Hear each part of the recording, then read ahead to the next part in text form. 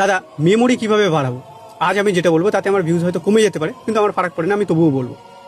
দেখ, আমি ইনস্টাগ্রামে কন্টেন্ট বানাই ঠিকই, কিন্তু আমি কিন্তু ইনস্টাগ্রামের গলিতে বেশি পড়ে থাকি না, আমি পড়ে থাকি ইউটিউবে।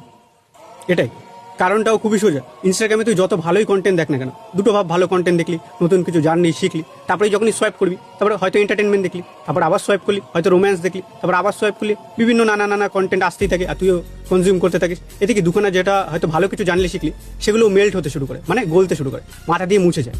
এর থেকে বরং যদি আমি ইউটিউবে যাই, ওখানে ভাবে একটা লং ভিডিও দেখছি, আমার যদি ওখান থেকে কোনো একটা মনে প্রশ্ন আছে, আমি ভিডিওটা তখনই পজ করে না ভাবতে শুরু করি, আর ওই ইনফরমেশনটা আমার মাথায় অনেকক্ষণ ধরে বেশি থাকে।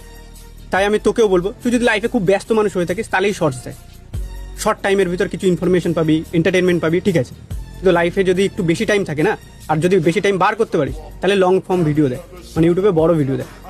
হ্যাঁ, তোকে শেখারই দেখতে হবে এমন কোনো মানে নেই, তুই এন্টারটেনমেন্ট দেখ, তাও হবে। এতে কি ধৈর্য শক্তিটা তোর অন্তত বাড়বে। এই যে মানুষের একটা রোগ লেগে গেছে না, তাড়াতাড়ি চাই, কেন? কোথা থেকে লেগেছে? এই শর্টস দেখে দেখে সব কিছু মানে খুব তাড়াতাড়ি চাই, ফার্স্ট চাই। আর একটা জিনিস তুই লক্ষ্য করবি, তুই 2-3টে হয়তো শর্টস দেখ, 3টে দেখ, 8টা দেখ, 10টা দেখ, তারপরে যখন সোয়াইপ করবি না, তখন আর তুই শর্ট দেখছিস না, দেখবি জম্বির মতন তুই সোয়াইপ করছিস। কেন দেখছিস, কি দেখছিস জানি না, কিন্তু সোয়াইপ করেই যাচ্ছিস।